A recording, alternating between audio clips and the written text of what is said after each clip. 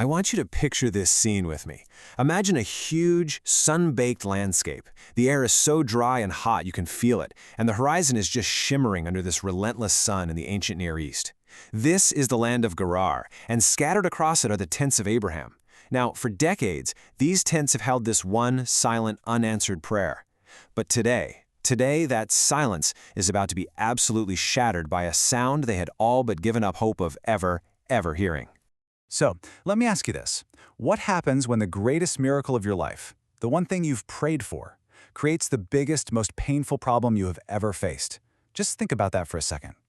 You wait your entire life for this one incredible thing, and the moment it arrives, it kicks off a chain reaction that threatens to tear your whole family apart. Well, that is the exact heart-wrenching situation at the very center of our story today. Okay, so let's dive in.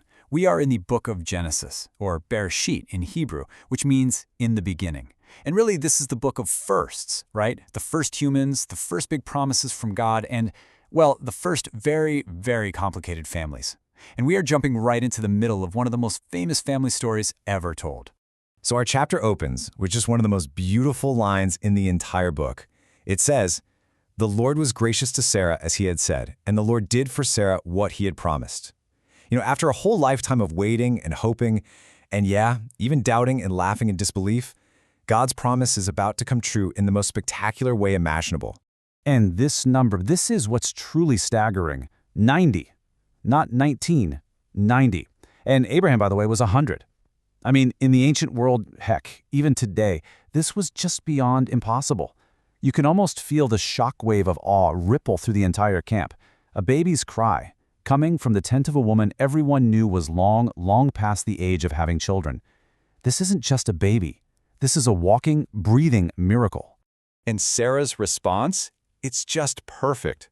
Remember way back in chapter 18 when she overheard the angels say she'd have a son, and she kind of laughed to herself like, yeah, right. Well, now that laughter of doubt has been totally transformed. It's a laughter of pure, unbelievable joy. It's so infectious, she just knows that everyone who hears this story is going to laugh right along with her. It's the sound of a promise finally fulfilled. And Abraham, he follows God's instructions to the absolute letter. He names the baby Isaac, or Yitzhak in Hebrew, which literally means he will laugh, which is just amazing, right? It forever captures that moment of joy. And then on the 8th day, exactly as God commanded, Abraham performs the circumcision. That's the physical sign of the covenant, that unbreakable promise between his family and God. Everything, for a moment, is absolutely perfect. But, sometimes the brightest light can cast the darkest shadow. The story jumps forward a couple of years. There's this huge feast for Isaac, probably to celebrate him being weaned, which was a major milestone for a toddler back then. The tents are filled with food, with celebration, but right in the middle of all that happiness, a storm is brewing. So here's the real problem. Abraham has 2 sons. You've got Ishmael, his firstborn, with Hagar, who's a teenager now, maybe around 16 years old. And then you have Isaac, the toddler, the miracle child. Now the text says Sarah saw Ishmael mocking. The Hebrew word there is interesting. It can also mean playing or joking around. But Sarah, she didn't see innocent fun. No way. She saw a threat. In that world, the firstborn son usually got everything, the inheritance, the leadership role. So any challenge to Isaac's position, even just in play, she saw as a direct threat to his future and to God's plan. And Sarah she snaps. Her joy turns into this fierce, protective fear. And the words she says, they are brutal and they are absolute. This isn't just about kids not getting along anymore. For Sarah, this is about destiny. In her mind, there's only room for one heir to God's promise, and she will do anything to protect her son. Now, just try for a second to put yourself in Abraham's shoes. The text says this was deeply distressing to him. I mean, this is his firstborn son Ishmael, who he has raised and loved for years. And this is his wife Sarah, who he adores, and their miracle child Isaac.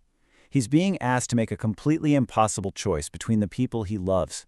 His heart is literally being torn in two.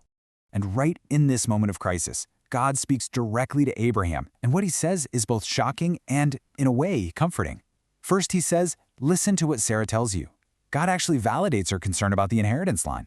But then comes this crucial promise. I will make the son of the slave into a nation also, because he is your offspring. God is making it so clear. Sending Ishmael away is not abandoning him. It's a separation of destinies. God has a plan for Ishmael too. The next scene, wow, it's one of the most cinematic and just heartbreaking scenes in the entire Bible. Imagine the pre-dawn chill in the air. Early the next morning, before the camp is even really awake, a deeply sad Abraham gets up. He gives Hagar some food and a single skin of water, places them on her shoulders, and he sends her and their son away. And you just watch them walk away from the camp, getting smaller and smaller, until they just vanish into the huge, unforgiving wilderness. They wander into the desert of Beersheba. And this is a harsh, brutal place. I mean, there's no shade, it's just endless rock and sand under a blazing sun. The silence is immense, broken only by the wind. It's the kind of place where you can get lost and disappear forever. And then comes that moment of absolute dread. Hagar reaches for the water skin, and it's empty. The last drops are gone. The supply Abraham gave them, it wasn't enough. In the middle of nowhere, with zero hope of rescue, they are out of water. And that is a death sentence. This is the absolute lowest point of despair. Hagar puts her teenage son, who's now weak from thirst, under the shade of a little bush. And then she does something that just reveals the depth of a mother's agony. She walks away, about as far as you could shoot an arrow, because she cannot bear to watch her own child die. She just sits down and begins to weep, her sobs completely lost in the desolate silence. And in that moment of absolute total hopelessness, something happens. The text is very specific here. It says, God heard the boy's cry. An angel of God calls to Hagar from heaven, and it just shatters the silence. What is the matter, Hagar? Do not be afraid. Hope arrives in the form of a voice from the heavens. But God doesn't just offer comforting words. He gives commands and then a miracle. First, a command. Lift the boy up. Take charge. Don't give up. Then, a reminder of the promise he'd already made. I will make him into a great nation. And then, the miracle. God opens Hagar's eyes, and she sees something that was probably there the whole time, but that she couldn't see through her tears of despair. A well of water. They're saved. So the story pivots here. While Hagar and Ishmael are finding their future out in the desert, we shift back to Abraham. Because life goes on, right? And new challenges pop up. Only this time, the conflict isn't inside his family, it's with his powerful neighbors.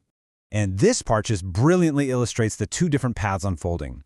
We see Ishmael growing up in the wilderness of Paran, becoming a skilled archer, a man of the wild, tough and independent. And at the exact same time, we see Abraham in Beersheba, becoming a man of society and diplomacy. He's learning how to secure his family's place in the land, not just with faith, but with action. Two sons, two very different destinies, but both are under God's watchful care. So the local king, Abimelech, he comes to Abraham because he can see that God is with him. But there's this dispute over a well that Abraham dug, and look, in the desert, water rights are everything. They are literally the key to life. So Abraham doesn't back down. He stands up for himself and makes a formal treaty, a covenant with the king. He gives him 7 lambs as a public witness that the well belongs to him. And they name the place Beersheba, the well of the oath. See, Abraham isn't just a wanderer anymore. He's becoming a leader, establishing his legal right to be there. After he makes the treaty, Abraham does something deeply symbolic. He plants a tamarisk tree. Now, these trees are known for being super long-lasting, providing shade for generations to come. Planting a tree is a profound act of faith in the future. It's like saying, we're putting down roots, we are here to stay. And right there, he worships God, calling him El Olam, the eternal God, the God whose promises and plans stretch way, way beyond a single lifetime. So, wow. That's the epic story of Genesis 21. A miracle, a family torn apart, a rescue in the desert, and a treaty over a well. So what does it all mean? How does this ancient story help us improve our own character traits, what in Jewish tradition we call our mitzvot, today? Well, this chapter is just packed with lessons. We see that God keeps his promises, even when it seems impossible, like giving a son to a 90-year-old woman.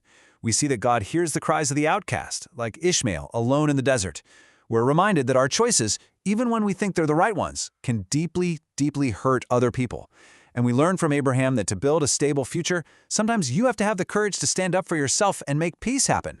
And that brings us to this week's Miss Dot Challenge. This story is filled with people who just could not see things from the other's perspective, right?